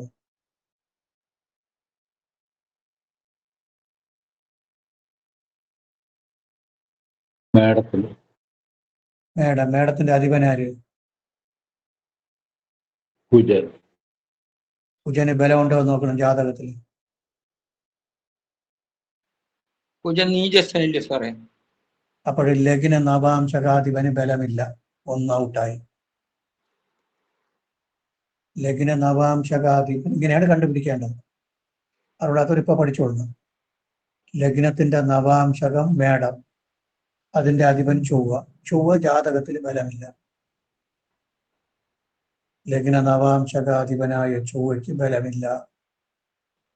ഇനി ലഗ്നം ഏത്?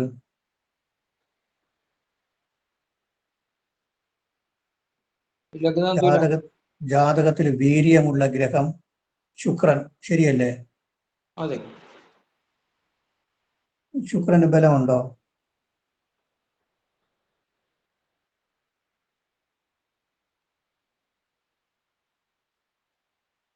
നമ്മൾ ആദ്യം ലഗ്ന നവാംശപ തുല്യ തനു എന്ന് പഠിച്ചു. ലഗ്ന നവാംശകാധിപൻ ചൊവ്വ. ചൊവ്വയ്ക്ക് ബലമില്ല. നവാംശകാധിപന് ബലമില്ല. അടുത്ത ലഗ്നത്തിന് ജാതകത്തിൽ ബലമുള്ള ഗ്രഹം ശുക്രനാണ്. ശുക്രന് ബലമുണ്ട് സാറേ. പക്ഷെ സൂര്യന്റെ കൂടെയാണ് നിൽക്കുന്നത്.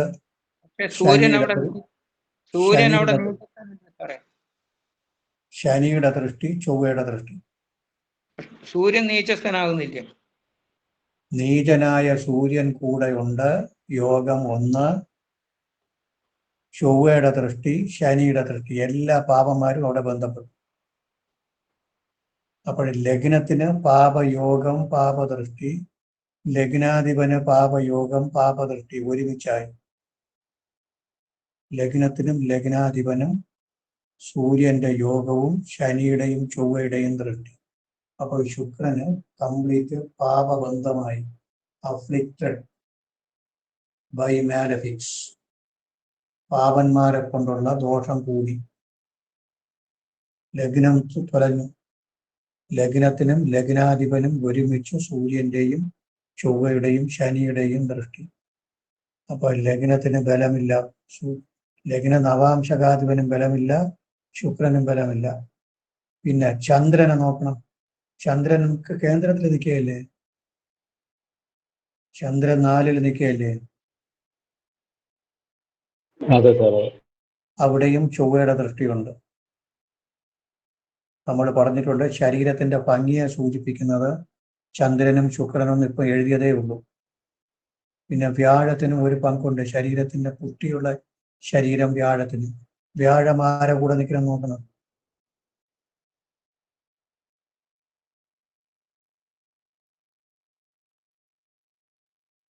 ശനിയുടെയും രാഹുവിന്റെയും കൂടെ അല്ലേ വ്യാഴം നിൽക്കുന്നത്. നമ്മളിപ്പോ എഴുതിയത് ചന്ദ്രനും ശുക്രനും ജലഗ്രഹങ്ങളാണ്, ശരീരപുഷ്ടിയുടെ ആളുകളെന്ന്. ആ ശുക്രൻ ലഗ്നത്തിൽ നിൽക്കുന്ന നല്ലത് തന്നെ, കടുത്ത പാപബന്ധം. ചന്ദ്രൻ കേന്ദ്രത്തിൽ നിൽക്കുന്ന നല്ലത് തന്നെ, പക്ഷെ ചൊവ്വയുടെ ദൃഷ്ടി. അപ്പോൾ ശരീരത്തിന് ഭംഗി ഉണ്ടാവാനൊന്നും ചാൻസ് ഇല്ല. പിന്നെ ശുഭഗ്രഹങ്ങളില് ശുക്രന്റെ പൊടിപാട് പഠിച്ചല്ലോ, ശുക്രനെ കുറിച്ച് പഠിച്ചില്ലേ? ശുക്രന് സൂര്യന്റെ യോഗം, ചൊവ്വയുടെ ചെയ്തിട്ട്. ഗുരു എങ്ങനെയാ നോക്കണം?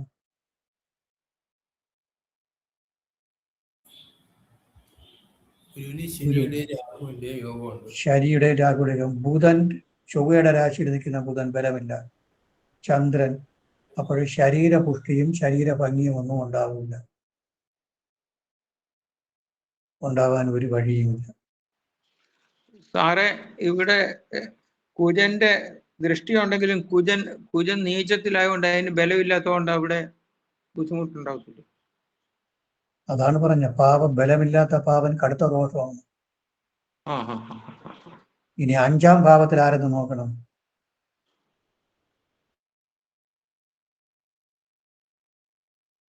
കേതു, രാഹു, ചൊവ്വ.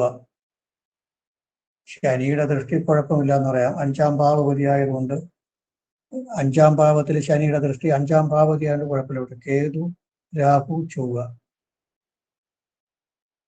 ഇനി ഗുരുവും ശനിയും കൂടി ഒരുമിച്ചാൽ എന്തോന്ന് പറയാം? ആർക്കെങ്കിലും അറിയാമോ? ഗുരുവും ശനിയും കൂടി ഒരുമിച്ച് കഴിഞ്ഞാൽ ഉന്മാദ യോഗം എന്ന് പറയും, ഒരു വട്ടുപിടിച്ച അവസ്ഥ, ഉന്മാദ ലക്ഷണം. ഗുരുവും ശനിയും കൂടി ഒരുമിച്ച് വിടാൻ മെന്റൽ ടെൻഷനൊക്കെ ഉണ്ടാവും. അപ്പോൾ ഈ കുട്ടി എങ്ങനെ ഇരിക്കും, കാണാൻ എങ്ങനെ ഇരിക്കും എന്ന് പറയാമോ?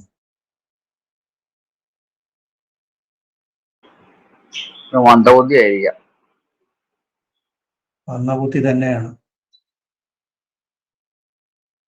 ജന്മനാൽ മന്ദബുദ്ധി. കാരണം മനസ്സിനെ സൂചിപ്പിക്കുന്ന 5-ാം ഭാവത്തിലെ കേതു, രാഹു, ചൊവ്വയുടെ ദൃഷ്ടി. 5-ാം ഭാവം ശനിക്കും രാഹുവിന്റെ യോഗം.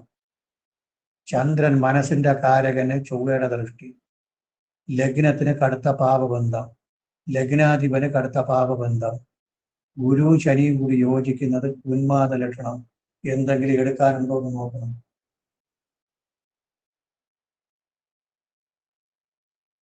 മന്ദബുദ്ധിയാണ് സാധനം. ഇത് നമ്മൾ വളരെ സൂക്ഷിച്ചു നോക്കിയാലേ കിട്ടുള്ളൂ, അല്ലാതെ കിട്ടൂല. ഒന്നുകൂടെ പറയാം. ലഗ്ന നവാംശപ തുല്യതനു. ലഗ്ന നവാംശകം മേടം രാശി, അധിപനായ ചൊവ്വയ്ക്ക് ബലമില്ല, നീചം. ബലമുള്ള ഗ്രഹം ശുക്രൻ ആണെങ്കിലും അതിന് സൂര്യന്റെ യോഗം, ശനി ചൊവ്വ ദൃഷ്ടി. ഒരു ബലക്കുറവുണ്ട്. ശുഭന്മാരായ ഗുരുവിന് ശനി രാഹു യോഗം, ശുക്രന് രവി ചൊവ്വ ശനി ബന്ധം, ബുധൻ ശത്രുക്ഷേത്രത്തിൽ, ചന്ദ്രന് ചൊവ്വയുടെ ദൃഷ്ടി. അപ്പോൾ ശുഭന്മാർക്കും ബലമില്ല. ചന്ദ്രനും ശുക്രനും ശരീരപുഷ്ടിയുടെ ഗ്രഹങ്ങൾക്ക് പാപബന്ധം. 5-ാം ഭാവത്തിൽ കേതുവിന്റെ യോഗം, രാഹു ചൊവ്വയുടെ ദൃഷ്ടി. 5-ാം ഭാവപതിക്ക് രാഹുവിന്റെ യോഗം. ശനിയും ഗുരുവും തമ്മിലുള്ള യോഗം ഉന്മാദ യോഗം. ഇതൊരു മന്ദബുദ്ധിയുടെ ജാതകമാണ്.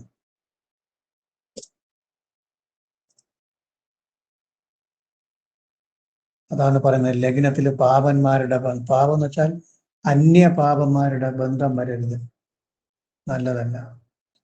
ലഗ്നാധിപനായ പാപൻ വന്നാൽ കുഴപ്പമില്ല. അന്യപാപന്മാരുടെ, എന്നിട്ട് ചൊവ്വയ്ക്ക് ശനിക്ക് ശത്രുക്ഷേത്രമാണ്, ചൊവ്വയ്ക്ക് നീചം, 2ന്റെ ദൃഷ്ടി നല്ലതല്ല. സൂര്യൻ അതിനീചം, നീചം ഭവിച്ച 2 ഗ്രഹങ്ങൾ ലഗ്നത്തിൽ ബന്ധം വന്നു. നീചം ഭവിച്ച സൂര്യൻ അവിടെ നിൽക്കുന്നു, ചൊവ്വയ്ക്ക് ദൃഷ്ടി വന്നു.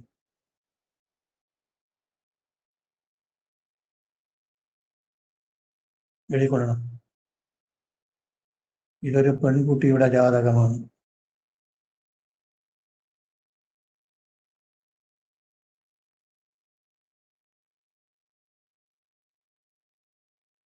ലഗ്ന നവാംശപ തുല്യതനു.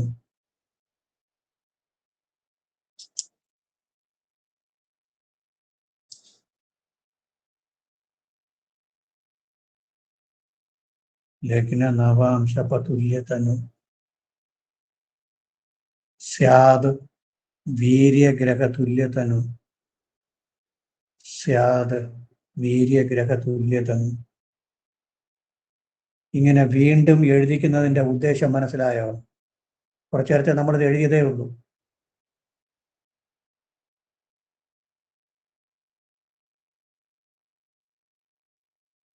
കുറച്ചു നേരത്തെ ഇതേ ശ്ലോകം നമ്മൾ എഴുതിയതല്ലേ ഉള്ളൂ. അതെ സാർ, അതെ. അപ്പോൾ വീണ്ടും എഴുതണമെന്തിന്? നിങ്ങൾക്ക് മനസ്സിലായി കിട്ടും. 4-5 പ്രാവശ്യം എഴുതുമ്പോൾ പിന്നെ വീട്ടിൽ പോയി നോക്കേണ്ടി വരില്ല, കാര്യം ബൈ ഹാർട്ടാവും. ലഗ്ന നവാംശപ തുല്യതനു സ്യാദ് വീര്യഗ്രഹ തുല്യതനു. ലഗ്ന നവാംശകം മേടം,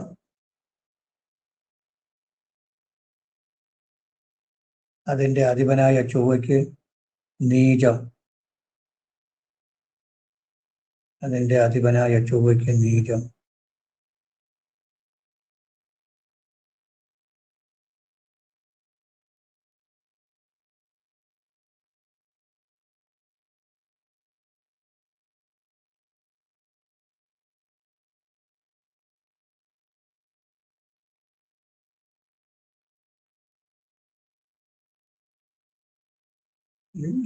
ജാതകത്തിൽ ബലമുള്ള ഗ്രഹം ശുക്രൻ,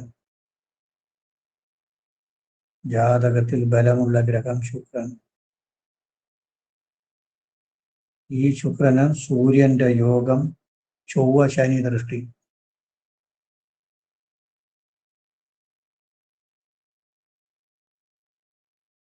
ഈ ലഗ്നത്തിന് സൂര്യന്റെ യോഗം, ശനി ചൊവ്വ ദൃഷ്ടി.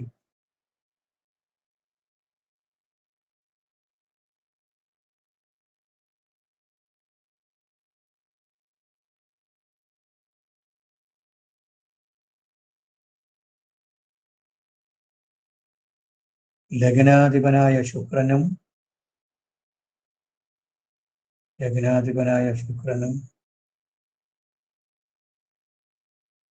സൂര്യന്റെ യോഗം, ചൊവ്വ ശനി ദൃഷ്ടി.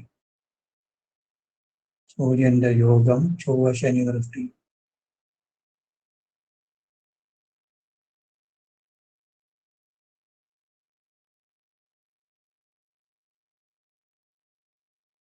ശുഭഗ്രഹങ്ങളായ ഗുരുവിന് ശനി രാഹു യോഗം,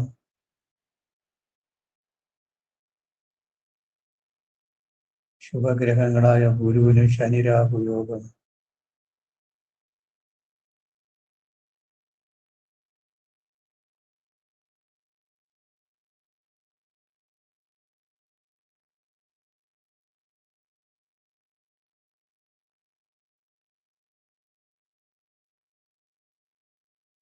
ശുക്രന്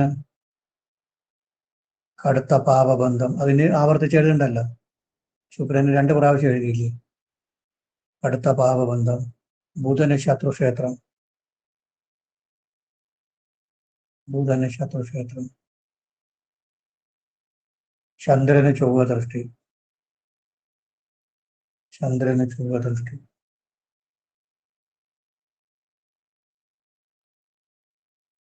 ശുഭഗ്രഹങ്ങൾക്കൊന്നും ബലമില്ല.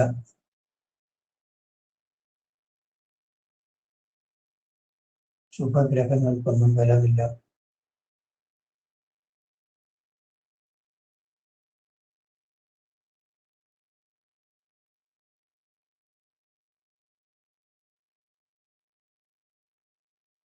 അഞ്ചിൽ കേതുവും ചൊവ്വയുടെ ദൃഷ്ടിയും.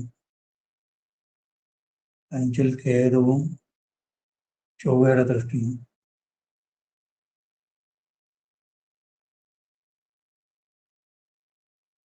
അഞ്ചാം ഭാവപതിക്ക് രാഹുയോഗം.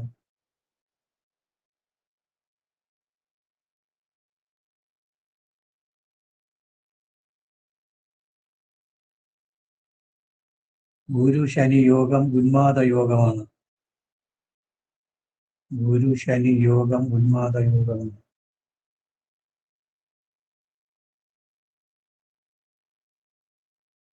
അടുത്ത ലൈനിൽ. അടുത്ത ലൈൻ.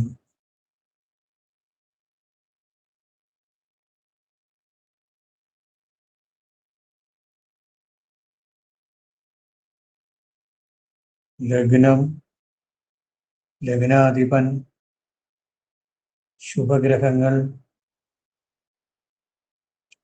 ലഗ്നം, ലഗ്നാധിപൻ, ശുഭഗ്രഹങ്ങൾ. ചന്ദ്രൻ,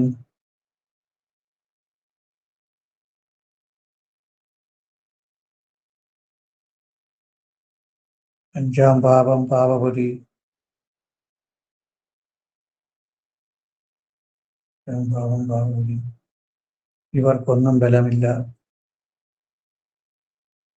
ഇവർക്കൊന്നും ബലമില്ല.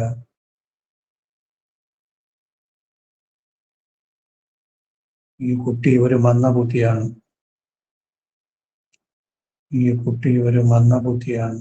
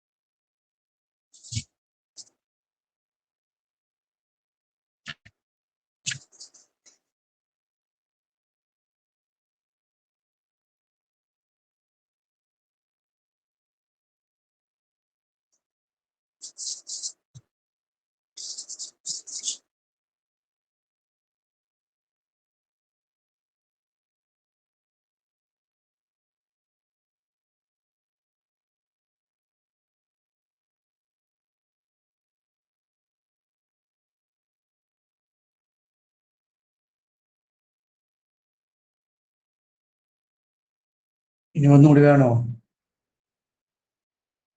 ഒന്നുകൂടി എഴുതി പറഞ്ഞു. 1/11/80. 1/11/80. 2:30 AM. 2:30 AM.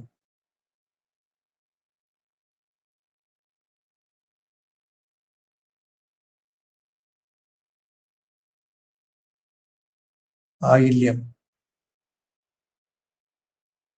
ആയില്യം 4-ാം പാദം.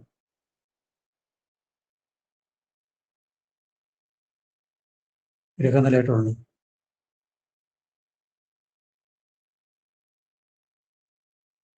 കറക്റ്റ് എഴുതണം.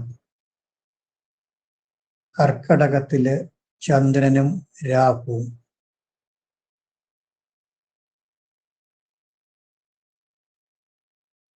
ചിങ്ങത്തില് ലഗ്നവും മാന്നിയും.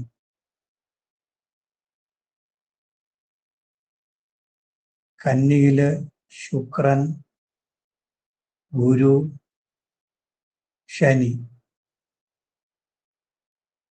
തുലാത്തില് രവി, ബുധൻ.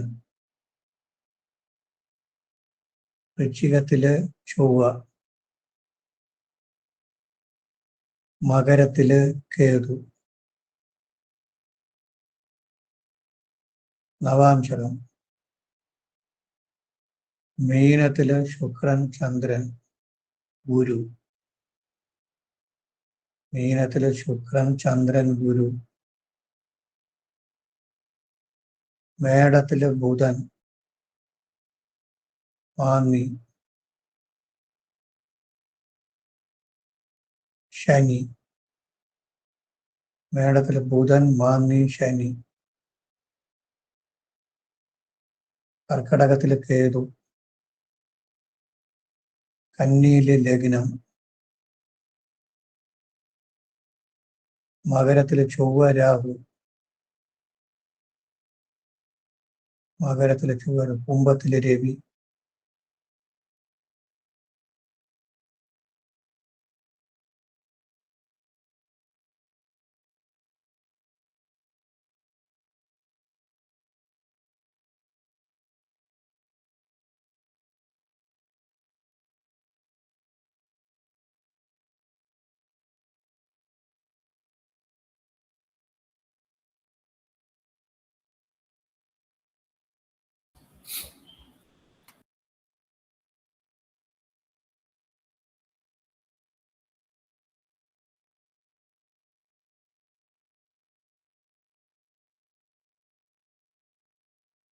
ഇതൊന്ന് സമർത്ഥിക്കണം. നിങ്ങൾ നോക്കിക്കൊണ്ടുവരിക.